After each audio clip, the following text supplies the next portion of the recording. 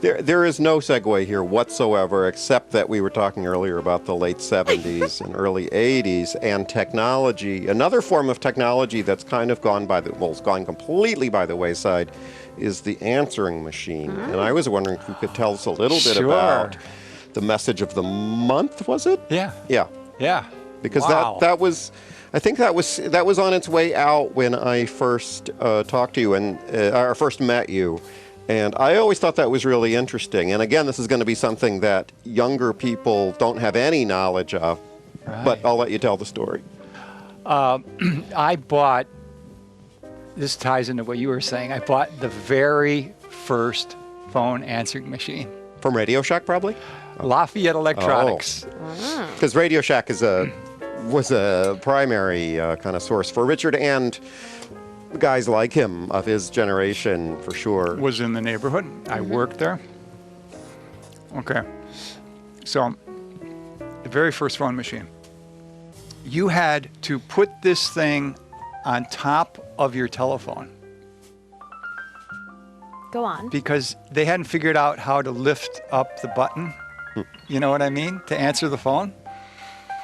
So it was a mechanical device that would keep the button pressed down. See, so here it is. Phone, device, thing goes on top of the device. All right, you follow me? Okay. All right. Now, the thing goes on top of the device. Now, the device is what's pushing the button down.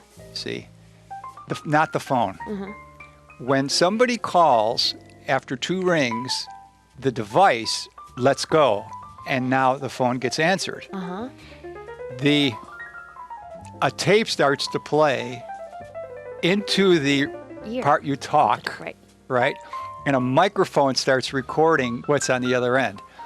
What was neat about this is then you could do an outgoing message, and you could hear what the people were saying as they were listening to it. All right? So I was doing interactive messages. So you're calling me, right? Well, let's get down to business. You know what I mean? And you could hear them talking to the recording. In fact, if you're interested, I still have what people were saying. Oh my goodness. And so what format is it in right now? Digital. Oh, okay. And for example, That's awesome. I was yelled at by people. I have no business having a phone answering machine. I'm gonna report you to the telephone company. Wow. Because you're doing something that is highly illegal.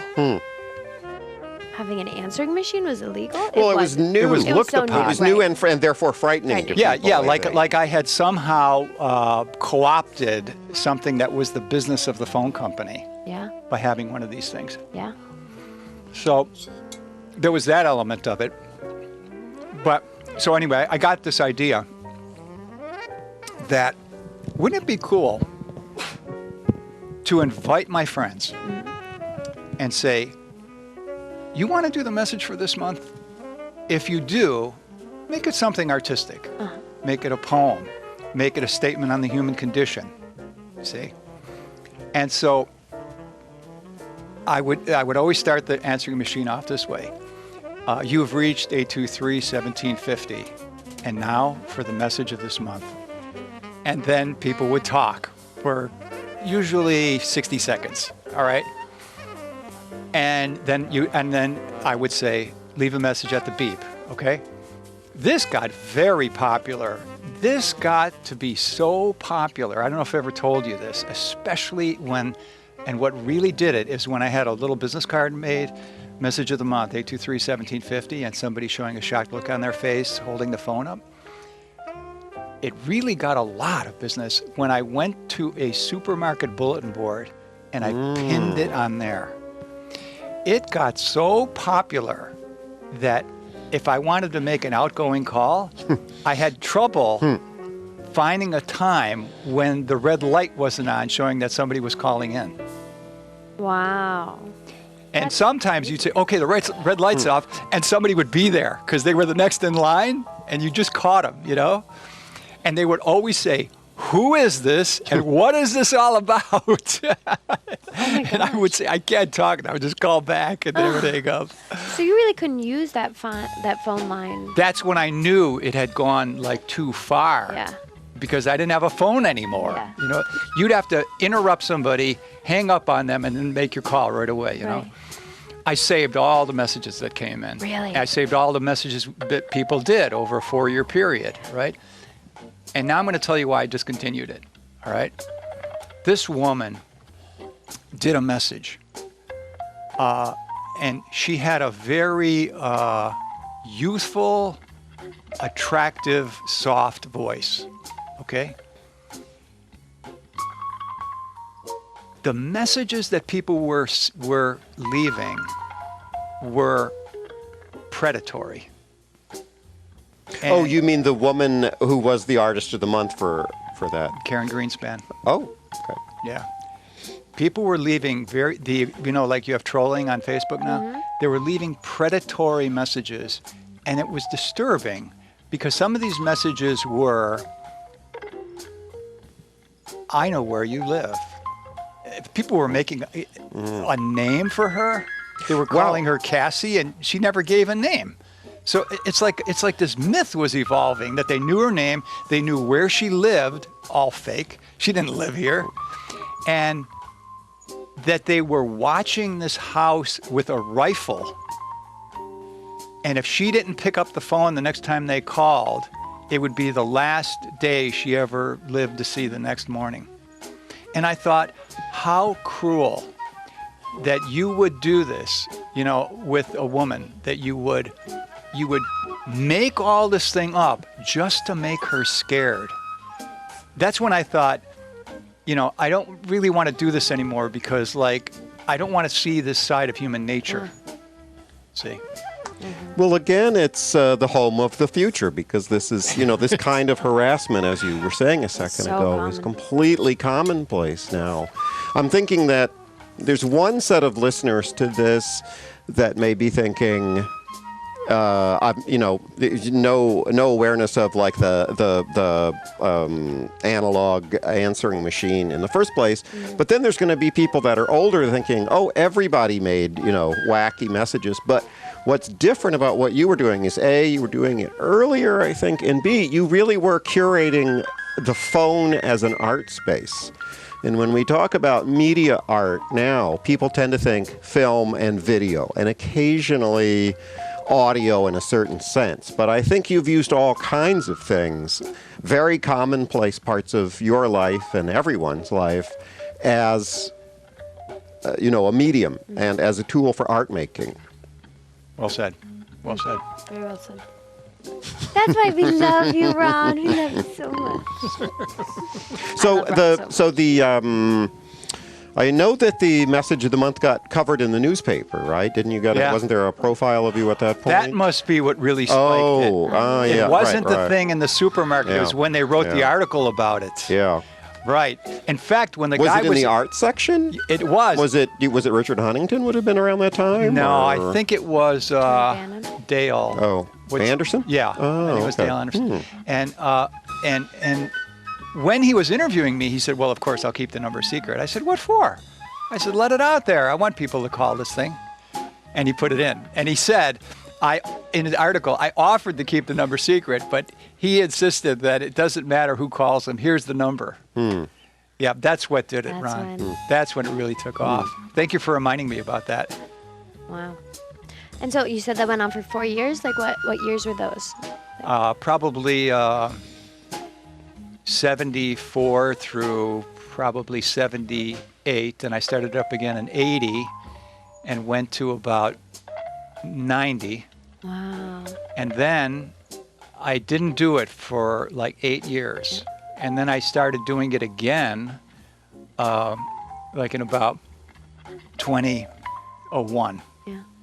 By which point, answering machines were pretty much gone, and we had voicemail, right? Wow. It became the voicemail. Yeah. Exactly. Because I found a service that let you put up your own MP3 for your outgoing message. So I would make all these custom messages. I had this Joe Frank message, he's a DJ. You ever hear of Joe Frank? No. He's a DJ in L.A. and he doesn't even play any. His music is all background music, so he can talk. And he starts talking about his life and ruminating on his life and his life experiences. And there are days when it's just like Notes from Underground. I mean, he is just ruthless on himself and so I got this nice little clip of Joe Frank, demeaning himself and reflecting on how everything he does fails and all his views of the world. The feedback he gets from the world shows him what a pathetic person he is. And I put that on the outgoing message. And I had that up there for a long time. But here in 2016, you know what the common thing is? What? How do I bypass that message? Yep. How do you just... Turns out if you have an outgoing voicemail and you hit star, you go right to the beep. Yeah, and a lot of people picked up on that, and they were doing that, and I thought, oh, heck with this, Yeah, it's changed so much. Because forcing the people to listen to it was part of the enjoyment. Yeah. Well, and also what's so interesting about that first one you had is that it was interactive in that way that I don't think answering machines have really been since right. Wow. You had people doing poetry, doing like spoken word stuff, doing music. And so you have all these files? I do, yeah. Oh my goodness. I would love to. You'd like to hear what people said? Yeah. The outgoing? Yeah, I would.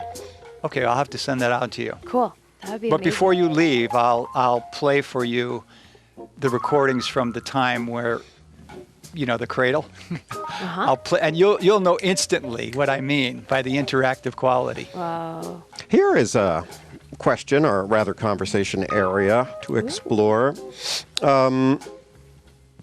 Around the time that our paths intersected, you were going to Hallwalls a lot, and you were eventually on the board there, but and on Snap Judgments, we would frequently have artists that I was bringing to town to do performances. We would have them, come and do our show. For instance, Holly Hughes, our Judith Jackson performers. Rosa Van Praunheim? German film director. Huge list of people. And you became kind of well known in the arts community as a resource for people because your doors were pretty much almost literally open to anyone. It was anyone. It was like, and I think this is still the case. But I don't think of you. You're in an interesting position because you're not completely the sort of outsider artist who has no knowledge of what other people are doing, but you're also not one of those people that goes to every art opening at every art gallery in town and, carefully follows what, the art movements of the day are. You've kind of created your own scene. Can you talk about that a little bit? You kind of exist outside of, you're totally of a piece with technological time, the gadgets of the moment, but not necessarily the art movements of the time. I have felt that exact same thing you've brought up. I felt that, I wish that I would hear statements like this. This show utilizes gender as a powerful focusing agent for determining the assignment of meaning. I would read that in the calendar. The Hallwalls calendar. Not in the calendar, in the little thing when you go to an opening. Oh, yeah. You're supposed to look at it and... Wall text and that kind of thing, you mean? Or cards, press releases, A curator et cetera? usually puts a little thing of text out and it explains some of it. And, and I saw that in there and I thought, am I ever going to be able to understand this? Because so much of the language that I was hearing in the community of artists was this way of talking, see? So I wrote that... In the 80s, I would say, yes, 90s, yeah. I wrote the heyday of that. I wrote that down on a piece of paper. I put it in my wallet. And I said, this is going to come in handy someday, So I kept it in my wallet. And then about 5 years later, I was having a meal with Chris Hill, who wrote that, which he curated. It's video curator at Hallwalls in the 80s, I would say, yeah. Exactly. And I said to her, we were talking about something, and I said, you know, Chris, I've been having trouble understanding this one sentence I read somewhere. And you know a lot about this kind of language. I didn't say she wrote it. Did you know she wrote it? She wrote it, yeah. I said, what do you think about this? I wrote it on this show. Utilizes gender as a powerful focusing agent for determining the assignment of meaning. And she looks at me and she said, no idea. I'd have to see the whole piece that it was written in. But I didn't say anything, but at that point I felt like maybe there really isn't a lot of meaning behind these words, you know? Yeah, that's something that we often talk about ourselves in different ways. Have you seen the artist statement generator, which is a website? Is that His eyes are lighting up, Really? people at radio listeners. Oh yeah. I would like to find out Yeah. about Oh this. goodness, yeah. I'm sure you can just like Google artist statement generator, Here, write that down so we don't forget it. and it really shows you. You what put in a statement and then No. You just click a button and it puts together all the words like juxtaposition and gender as a focusing agent and things like that, and just shows how shows how meaningless it really is, and just in this very Dada-esque sort of way. I find this fascinating. Oh, it's super funny. It's really quite enjoyable. Incidentally, I often find something similar when I'm listening to philosophy lectures. Sometimes I think that what the professor is saying, he really doesn't understand. Like I'll give you an example. There's these things on YouTube where people give speeches to other professors. That's why they're being taped. You know what I mean?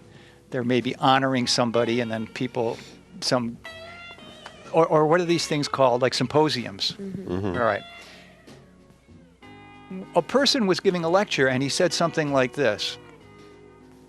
But of course, that doesn't coincide with reality unless you consider reality with a capital R. And he kept going, and I thought, what the hell does that mean? There's a reality with a small r and a reality with a capital R. And I'm wondering how many people in the audience know the difference between those two things. I don't. But how many of them will admit that they don't know the difference? Like, that's the thing, like, especially within these arts community, or like any community, really. You know, you don't want to give any indication that you don't give it. To me, it all has to do with, like, senses of safety and feeling vulnerable. Like, are you in a situation where you are safe to be vulnerable or not? And if not, then, you know, people spin all sorts of things. I don't know. Oh, but I want to take this in a different direction, which is back to the art thing. Because I'm thinking of this, for instance, with the message of the month, around the same time, maybe slightly later, the band They Might Be Giants had Dial-A-Song, which was another art use of the answering machine, or the answering machine as a canvas for art.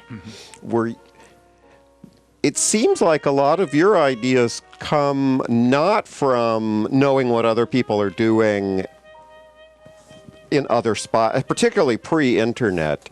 They just sort of came to you in the way that you described. You know, you sort of told us how you came to think of the answering machine, the first answering machine, as a space for what you ended up as an art space.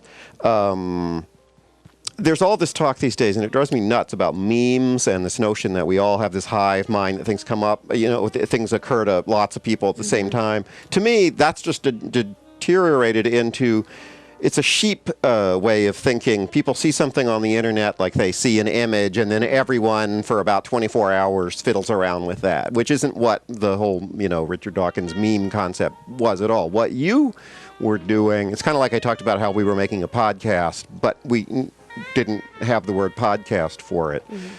I don't know exactly how to phrase the question in this, but I could tell you, I do that a lot. Do what a lot? I see something and I say, "Oh, this has potential." You mean the technology or the whatever it is? I'll give you an example. Well, no, of course, this is a great example before you give there yours, you but go. this is the lid of a mason jar that Richard has rigged because he uses this place a lot and people are likely to want to drink water and he doesn't want them to spill. He's just sort of designed this whole little system here with these mason jars, and he designed these little lids and then he puts a straw in it. Washer in it. Yeah, and it's got its color. It's got a little label on it so you can tell, like, I'm the letter F. So I mean, he's thought through all of this. But go ahead, give your example. Birthday cards. Oh, okay. Talk about birthday cards. I have thought of a way to reinvent the birthday card. Oh, really? Yeah.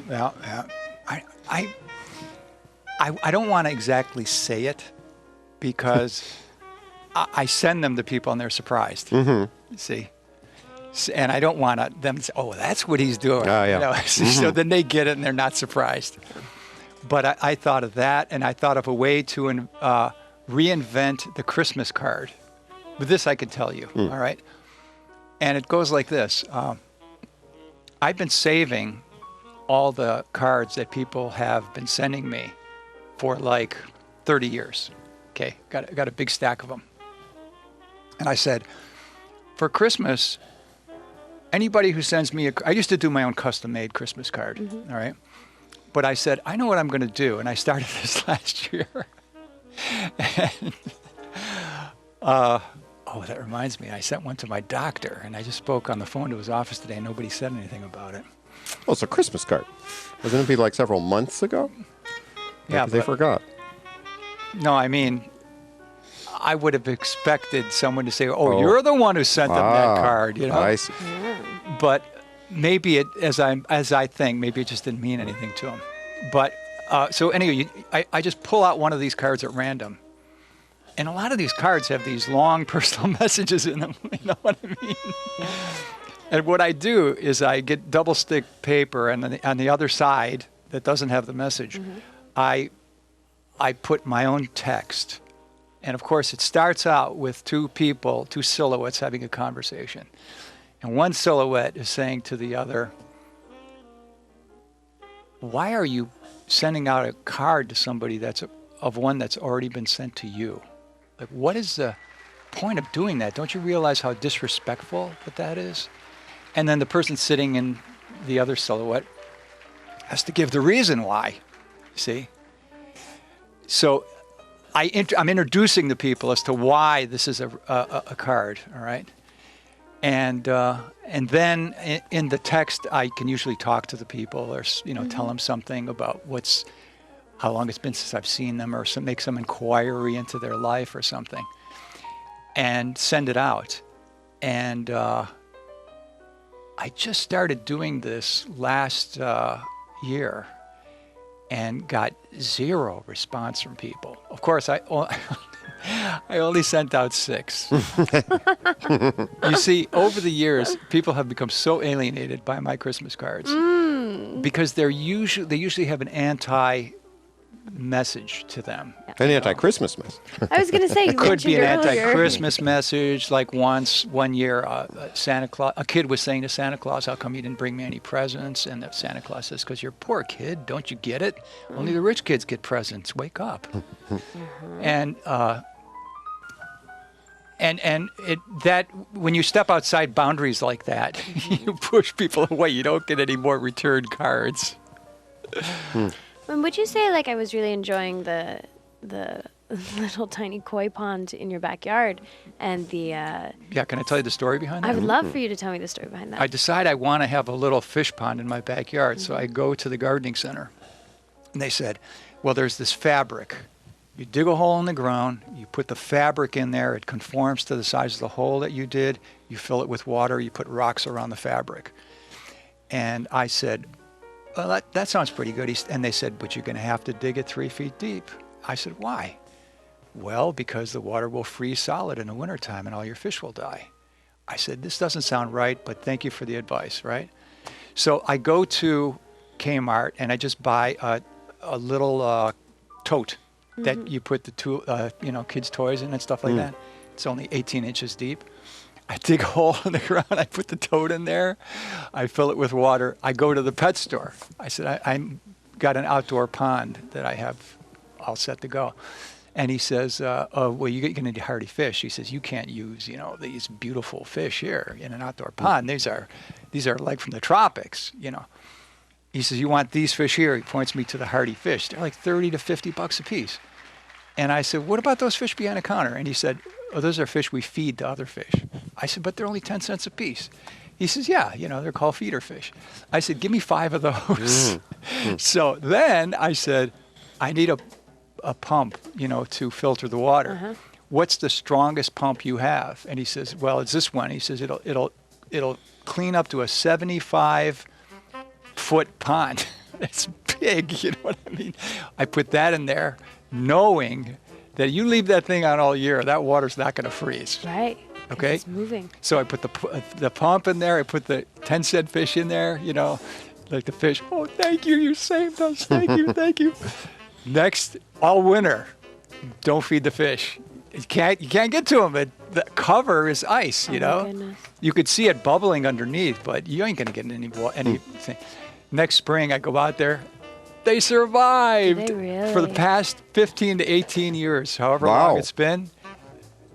They're still The alive. same fish? Yeah. Well, no. Oh. Every so often, maybe a fish will die, like a cat might get it or something, Then you put another 10-cent fish in to take its place. The other fish are like, what are you doing here, buddy? You could see them like, one of us. And it takes the fish a quite big. while to warm up to the new person, Yeah.